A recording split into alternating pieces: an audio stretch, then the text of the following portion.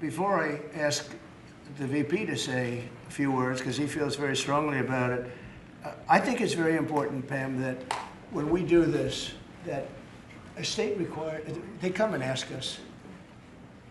I mean, I see Pritzker saying, we don't want them. In the meantime, his city is being shot to hell.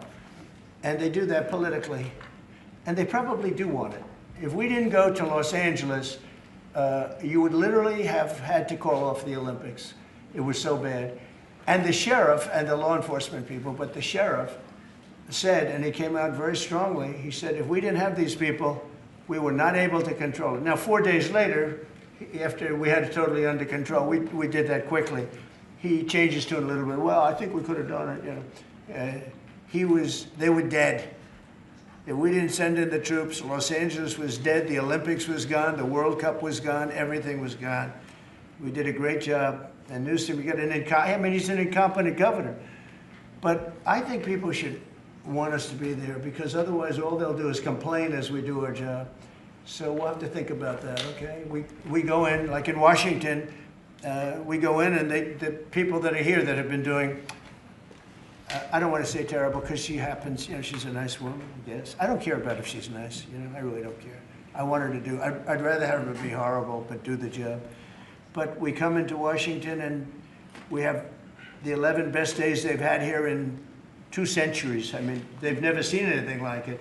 Let's go 2 decades. In over 20 years, they haven't seen anything like what happened. And now they're out there saying, we don't have crime in Washington. Well, that's true. For 11 days, you don't have crime. But before that, everybody was getting hit and mugged, and you people could not walk to your office without security. That's how unsafe it was.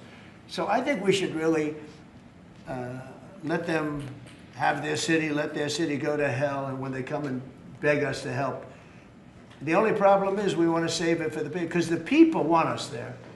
The people here, 95% of the people here want us. The real people, not the people you find on, I don't know where you find these people. You have one person that has a broken nose, where'd you get it? Well, I was mugged, good. Do you want to see Trump here with, no, I don't want. A woman has a broken nose. She got mugged. But she's saying she doesn't want any protection. It's all made up fake news. It's just fake news. I don't know where you find these people. Anyway, would you say a couple of words, please? And then I'm going to ask JD to say something. You have done an unbelievable job in a short period of time. Thank you, Mr. President. Highly recommended by you-know-who, right? Yes, sir. You want to say his name? Mr. Youngkin, Governor Right. Youngkin. Yes, sir. We stole you from Governor He called Youngkin. me. Right. He called me. Glenn Youngkin called, and he said, "I have somebody who's really fantastic." And based on that recommendation, here you are, and you've done a fantastic job. I appreciate it. Thank you, Mr. President. Thank you. Go ahead. The men and women of the Metropolitan Police Department are back. They enjoy doing their job again. They feel the ability to go out and be law enforcement officers. They feel that they're connected to their communities again. They are making a difference. Thanks to you, Mr. President, and our federal task force, you are making DC safe once again. Thank you, sir. It's going to get better and better. Well, it can't get much better. There's no crime.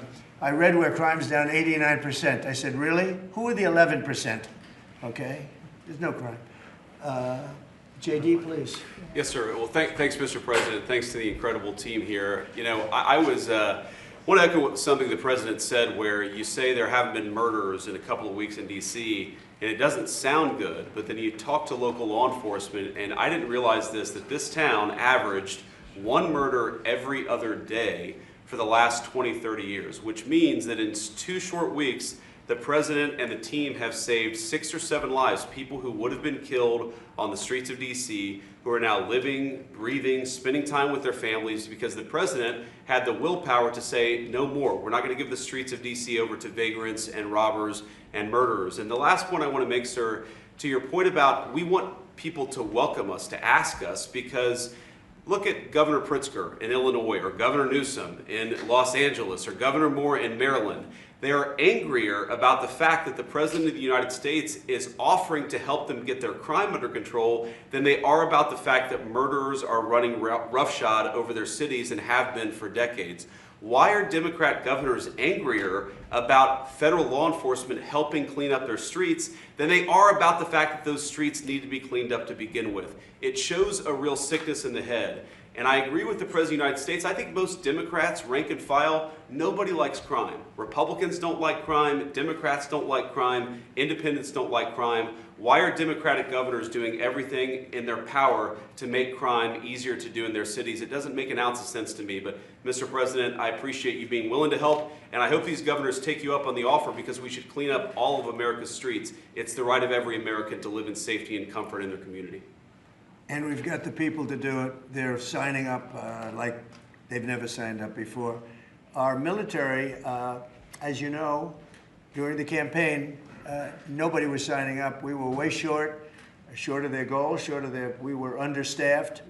Nobody wanted to be in the military. Nobody wanted to be a policeman. Nobody wanted to be a fireman. They didn't want anything to do with the country.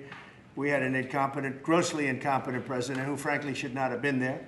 He should have never been there. The damage he did to this country is incalculable. I mean, just what he has done. So much of our effort are getting murderers and jailbirds and people out of this country who are drug dealers at the highest level. So much of the energy of people that he let in, it was an unforced error. But I don't think they think it's an error. But I don't believe he believed it. It was the radical lunatics that surrounded this guy at this desk, who are brilliant people, but with the wrong philosophy. There were some brilliant people, but they're evil people, and they're going to be brought down. They have to be brought down because they really hurt our country. But we're getting it back very quickly. And I'll tell you something, our country's now it's stronger. I think we're more respected than we've been respected in 100 years. It's a whole different ballgame. JD, could I ask you, Yes, sir. You gave a stat on murders here. What were the numbers? You said in a short period of time, how many people were murdered? Local law enforcement told me, sir, that in the past 20 or 30 years, D.C. has averaged a murder every other day. That's, 200 murders a year, 150, 250, but about every other day a person has been killed on the streets of Washington, D.C. We've been doing this for 2 weeks. 0 people killed. That's real lives saved that the media and, frankly, the entire Democratic Party should be saying, thank you for saving lives, instead of attacking the President of the United States for doing so. You know, when a person, unfortunately, will probably happen at some point, when a person's murdered in D.C., it's going to be the biggest story maybe in history. Right? Yes, sir. Somebody was murdered in D.C. Trump is failing. No, we're not failing. We have a safe city. This is maybe the safest city in America right now. That's how good it is. And it would be nice to be appreciated. These people, eventually, they're going to have to be appreciated for what they're doing. And they're going to have to be appreciated by the officials that are really happy when we go in because they've lost control of their place. Steve Miller, please, say a few words. Thank you, sir. So just to, first of all, follow up on what the Vice President said. No police officer working in the city can remember a time in their lives when there has been no murders. You can work at the police department for 20 years, 30 years, your whole life. We've checked the records. No one can even find a record of being murder-free for as long as we've been murder-free under President Trump's leadership. Additionally, and the President spoke about this before, we've uncovered, in the process of uncovering, a massive scandal in Washington, D.C. with the doctoring of crime stats. And the Department of Justice, under the Attorney General, is leading the effort to uncover this. But when we ultimately share the results, it will stun you. The extent to which, even though D.C. had the worst crime in America, honestly measured, it dramatically understated how bad it was. There's even accusations that murders and homicides